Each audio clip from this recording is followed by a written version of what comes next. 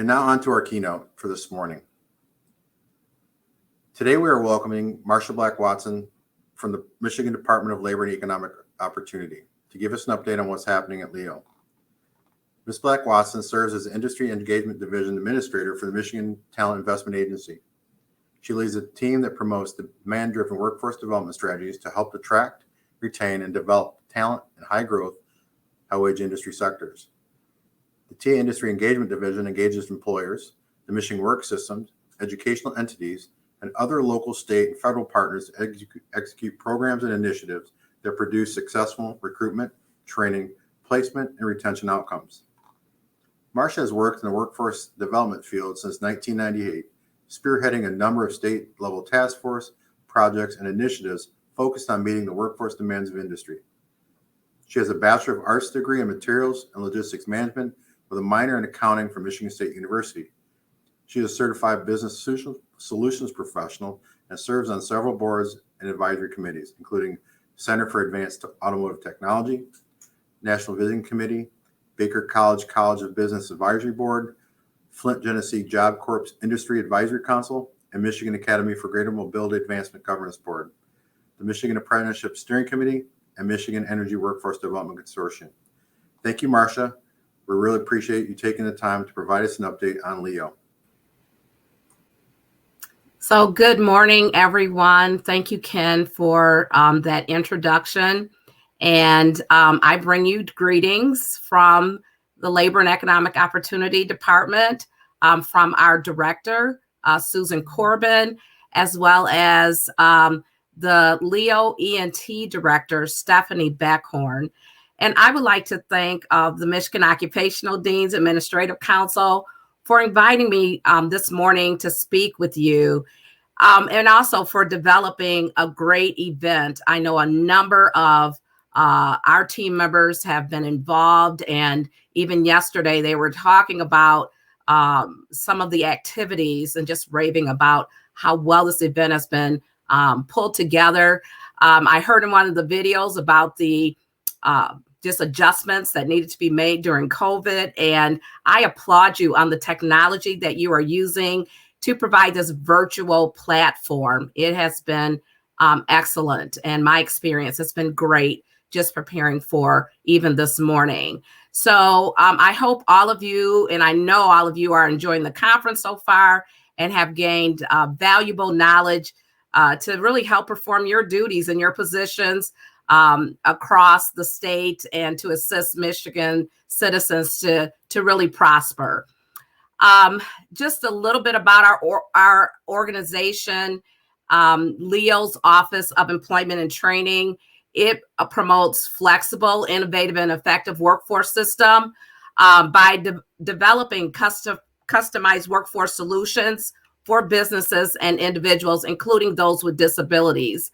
And so LEO ENT, as we call it, the Office of Employment and Training, encompasses three broad areas, and that's Bureau of Services for Blind Persons, Michigan Rehabilitation Services, and of course, Workforce Development. So I join a team of just over 800 staff that make up LEO ENT. I do like to just sort of show sort of our organizational chart.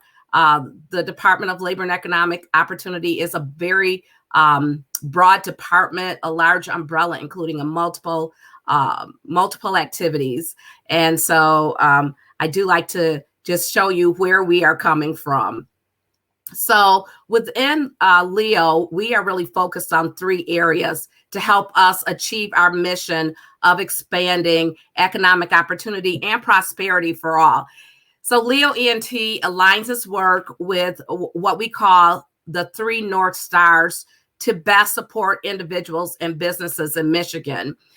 First, we want to support good and promising job creation by ensuring we generate enough pathway jobs to make our economy more diverse.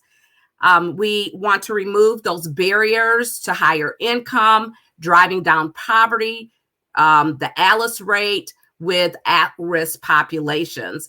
We also want to ensure that we have an educated workforce that drives Michigan's economic competitiveness and helping with the goal to have 60% of the state's adults earn a post-secondary degree or credential by the year of 2030, or 60 by 30. And so today I want to thank you, all of you, for your partnership with LEO, whether it is one that has been longstanding or attached to a new approach to deliver really a myriad of programs and initiatives that not only support post-secondary education attainment, but also really to improve that overall quality of life for Michigan residents. And so we are bending the curve. We want to bend the curve as it relates to those three North Stars. And so today, I just want to talk about some of the ways we are working together to bend the curve. And it's always so joyful for me to be able to talk about and look back on what we're actually doing when we are engrossed in it every day. Sometimes it's hard to really see the full picture and assess. So I love the opportunity to really give the rundown on what's going on and what's being accomplished through partnership and collaboration. So those of you that are attending today are certainly aware of the opportunities that the Strengthening Career and Technical Education for 21st Century Act, better known as Perkins 5, provides to students. In Michigan, just as a reminder, the Perkins program is jointly administered by the Michigan Department of Education, Office of Career and Technical Education, and my colleague, Dr. Brian Piles. They're responsible for secondary CTE, with Leo ENT and our office, the Industry Engagement Division, responsible for post-secondary CTE. But this is a partnership between the state of Michigan, the community colleges, the universities that are offering the 2-year occupational degrees. And currently, there's typically over $14 million. It varies depending on our federal allocation, but $14 million in federal funds to the 28 community college, 3 public universities, and 1 tribal college to provide professional development, supporting this conference, program improvement, curriculum development, evaluation, assessment, as well as supportive services. And these funds really guide and improve those occupational education programs. They improve student access and retention to post-secondary CTE programs, improving the transition of students between secondary, post-secondary, and the workplace. And we always want to see that continued alignment between secondary and post-secondary programs, meaning those programs of studies and related credentials that are recognized by education and industry regionally, and where applicable statewide. Those are things that really, really excite us. And so we really appreciate and we feel fortunate that we have our Perkins post-secondary institutions. You are essential to ensure that adults are receiving that academic and skills training, post-secondary credentials, certifications, degrees, as well as job placement. And so I really wanted to highlight the data and statistics that really paint a picture of that success, showing that strong, the CTE post-secondary concentrators, the placement and employment, military service, and apprenticeship, and even that associate's degree and certificate attainment. Those stars represent students and individuals who are really benefiting from the work that is done through Perkins 5. And I am sure over the course of the conference, many innovations and best practices have been shared that will assure continued success across all of these outcomes. So speaking of successful outcomes, Leo is taking steps to really combat student food insecurity in partnership with the Michigan Department of Health and Human Services, with the Michigan Community College Association, and Perkins Post-Secondary Institutions. This partnership plays a vital role in really looking at and certifying that career and technical education students continue to receive benefits so that food securities or food insecurities are not a barrier to the completion of their education and career goals. And that's really important. And we saw that during the height of COVID-19. So Leo partners with Department of Health and Human Services to really provide those food benefits to low-income college students who are enrolled at least half-time in an occupational program under Perkins 5. And our Perkins 5 staff within Leo has worked with the institutions to verify that student enrollment in CTE programs so that they don't lose their food assistance benefits. And since we started this effort, we have verified almost 1,200 students that were potentially eligible through Perkins program enrollment. And of those, about 900 were eligible and received SNAP benefits with the Perkins exemption. So we are really excited about that. And continuing with those resources that are available to ensure student and career success. In July of 2020, Leo received a close to $18 million U.S. Department of Education grant. And we were so pleased to receive this education grant because normally our resources come from the Department of Labor. And so this grant is to respond to the economic and workforce development impact of the COVID-19 pandemic in the state of Michigan. So with those resources, we developed and launched the Michigan Learning and Education Advancement Program that we fondly call My Leap.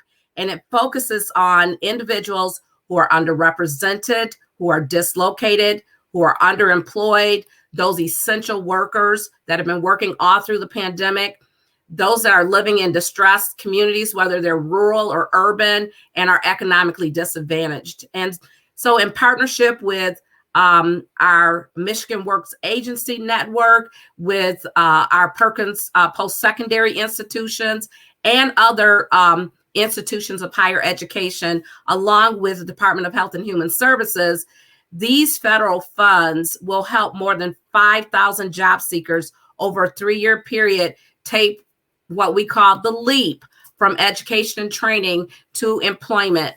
And that's through delivering in-demand, short-term, mid-term, customized education and training. And of course, resulting in an industry-recognized credential and resulting in an experience that is an accelerated career pathway. And so this past July, we were so pleased that we were able to provide grant awards to 10 recipients, including 2 Perkins post-secondary institutions in the lead and 8 Michigan Works agencies in the lead for implementation of My Leap through regional consortia across the state with the required partners. And so specifically want to, congratulate Kalamazoo Valley Community College and their Southwest Partnership, as well as Mott Community College and their Region 6 Consortium for being the lead in these regional consortia across the state. And actually, you don't see all these names, but there are 21 post-secondary Perkins institutions who are participating in My Leap. And this is so phenomenal and speaks to the power of partnerships across programs. Another great opportunity is one of Michigan's premier work-based learning approaches, and that is the Going Pro Talent Fund. So through customized short-term training, the Talent Fund is designed to help individuals gain employment, industry-recognized credentials with strong wages. And when you look at the program, you will see the wages are really, the average wages is hovering around $25 in some sense. And so we are very, very pleased to be able to provide these competitive training grants to Michigan businesses to support employees in those high demand industries and occupations. So these highly skilled individuals, they are in demand across industries, particularly in healthcare, IT, advanced manufacturing, construction, and automotive. So the Talent Fund provides the opportunity to help those workers fill those openings by providing reskilling, upskilling, and steering them towards those in-demand career pathways. And we don't like to see the one and dones. We like to see those career pathways for continuous progression and opportunities for those job seekers and workers. But the Talent Fund also provides a critical role in helping the employers as well and meeting their local talent needs. So in program year 2021, over 70 post-secondary institutions provided education and training to employers and their workers. And so this included nearly all of our Michigan's Perkins eligible colleges and universities. Leo continues to really prioritize education and industry partnerships, and you will see that theme running through all of our programs and all of our initiatives. You'll hear me and the industry engagement team continually talking about those employer-led collaboratives or industry-led collaboratives. They're so important to us. And so these partnerships that are reflected in Talent Fund applications, as well as applications that include a minimum of one training in partnership with a community college, a college or university, resulting in college credit that can be applied towards a certificate. Maybe it's not earned during their Talent Fund experience, but it can be applied towards a certificate or a degree, results in a much more competitive application in terms of scoring. And so our desire is that our post-secondary education partners and all of you continue to expand those relationships with industry, with the Michigan Works agencies in respect to the Talent Fund, because that's what is going to keep this wildly popular program successful. I just wanted to share with you very quickly some of the statistics. This program is going into its 8th year, and there's currently the fiscal year 2022 application that is open. It closes on Thursday, October 28th at 5 p.m. But over the years, we have awarded over 131 million, have worked with thousands of employers and have provided awards to them through our Michigan Works agencies. We've supported over 4,500 new apprentices across the state and have trained over 121,000 workers, upskilling and reskilling. So there's still time for employers to contact their nearest Michigan Works agency to apply for the 2022 program year. And we encourage that to happen. I spoke of those 5,400 new apprentices through the Going Pro Talent Fund, but I got to talk about state apprenticeship expansion in general. So our state continues to be one of the top 10 states or so in the country for active apprentices, with more than 19,000 who are earning while they are learning. They have discovered apprenticeship. And since 2016, the state of Michigan, we have been very fortunate to have been awarded 6 U.S. Department of Labor discretionary grants totaling close to $32 million, which will help to cultivate more than 10,000 new apprentices. So the lion's share of these resources, they don't stay at the state level. We make them available competitively at the regional and at the local levels as a strategic approach to create that pipeline of professional workers through work-based learning, leading to a national recognized certificate or credential. And the community colleges and other higher education institutions have partnered with Leo, partnered with our subgrantees and others to contribute to this growth of active apprentices, including delivering that related training instruction, which is a vital part. Apprenticeship doesn't exist without it. Serving as intermediaries, providing that support to those employer sponsors, as well as being a part of so many of our apprenticeship expansion activities. And I just want to touch base on 2 state-level tools that have recently been launched in partnership with the U.S. Department of Labor Office of Apprenticeship. And I want to just acknowledge Russ Davis, our state director of the Michigan Office of Apprenticeship. But we have partnered to support public-private efforts to expand registered apprenticeship program opportunities, really for as many citizens as possible in the state of Michigan. And so one of those tools is our State Apprenticeship Advisory Board. And so this new state level advisory board was launched in March of 2021. And the board is a deliverable of 2 of our Department of Labor grants, and to help guide registered apprenticeship program expansion strategy at the state level. These strategies are not strategies that are developed just in a silo and working with our team. There is a state apprenticeship expansion office within the industry engagement division, but they actually convene this board of that serves as champions to guide the work of regional implementation consortia, which, yes, is an employer-led collaborative. And there's 12 what we call RICs across the state that are leading our state apprenticeship expansion activities that align with registered apprenticeship program and pre-apprenticeship elements to ensure that we have successful outcomes and sustainability as a result. So because of this board coming together, activities will better align with CTE programs, and particularly working with the Michigan Department of Education, aligning secondary to post-secondary education and workforce programs, creating just a logical pipeline of registered apprenticeship programs, and particularly starting with youth apprentices. So with this advisory board's guidance, the implementation consortium, they're actually going to develop and distribute the Michigan Apprenticeship Readiness Certificate.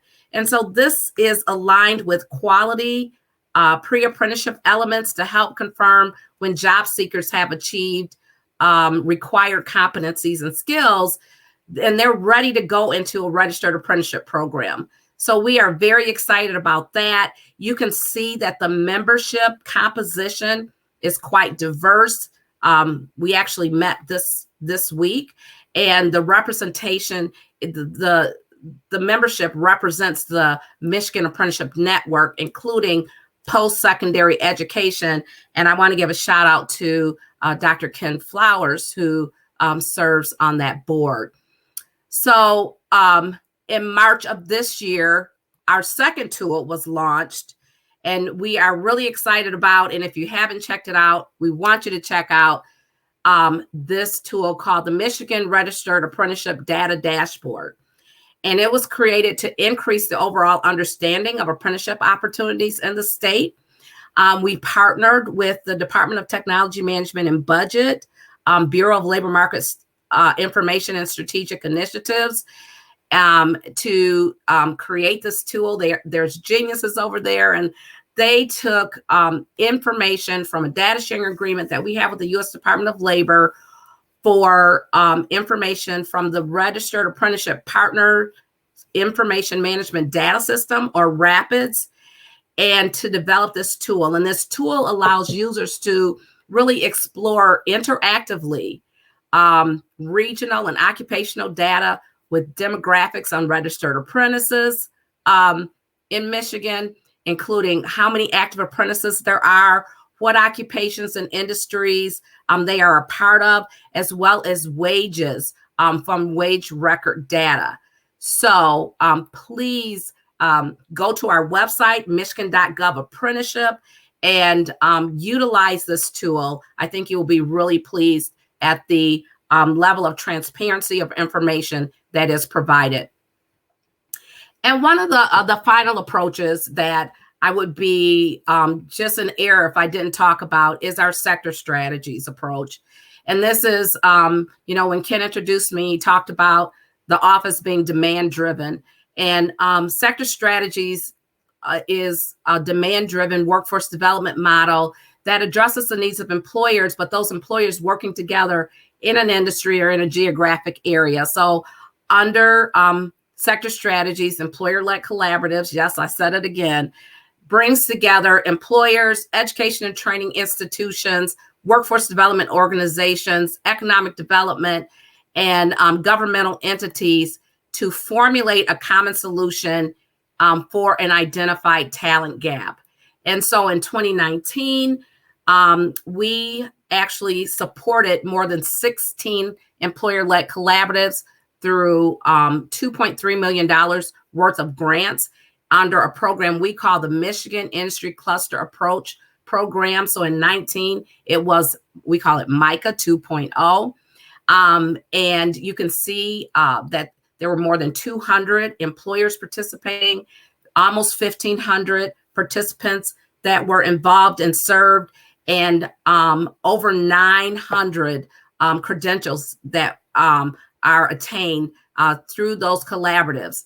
This year in 2021, we made $2.5 million available, and we will be announcing those either new employer-led collaboratives or enhanced employer-led collaboratives under MICA 3.0 next month. We'll be announcing those in November.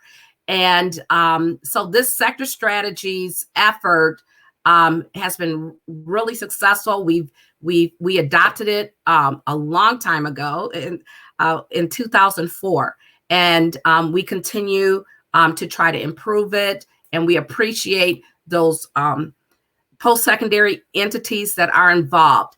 And I want to take just my last comments to give a shameless plug for a sector strategy that is currently open, an opportunity that is open via a competitive request for proposal. And it is called the Michigan Revolution for the Electrification of Vehicles, or MyRev.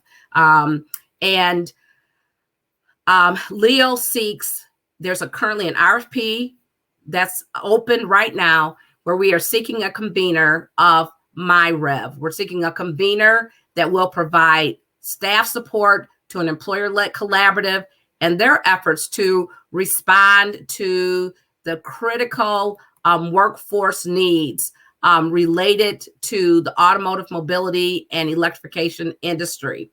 This is a great opportunity for our state as electrification, the technology has been emerging and has come to the forefront. We want to support that from a workforce development perspective. So this opportunity will facilitate pre-hire and post-hire education, trainings and technologies supporting the automotive and mobility electrification industry. There's $5 million that's available. And so a successful respondent can actually be awarded up to $1.5 million over a 5-year period to address electrification, electric vehicles, electric vehicle componentry, batteries and battery components, electric vehicle supply equipment, chargers, charging infrastructure, and there's so much more. I was talking to a partner today, and they have a totally innovative twist on electrification that is very, very, very exciting. So applications are due by 5 p.m. Monday, November the 8th. It's available at michigan.gov MICA. And so there's still plenty of time if you're not already working on a proposal to please do so. And we look forward to receiving response to that. So with that, those are some of the ways that we are working with you and all of our partners to sort of bend that curve to fulfill the mission of the Labor and Economic Opportunity Department. I want to thank you for the opportunity to speak to you this morning. Thanks so much for collaborating and partnering with the Department of Labor and Economic Opportunity. Our working together is so, so important. And with that, I just admonish you to enjoy the rest of the conference and turn it back over. Thank you, Marcia. We really appreciate you taking the time to provide us an update on Leo and the wonderful impact your group is making. As you're working around the platform today, please take time to hit the expo and visit our exhibitors, whether it be Jessica at Elsevier, Leanne at Siena, or Chris at ATM, or hit the Tech Ed podcast. Please be thinking about your experience throughout the time you spent with us, because we will have an end of the conference survey after the President's Forum today. I want to thank you all again for spending your time with us. We have another great morning of sessions prepared for you. First sessions of the day start at 9:15. Please enjoy your day.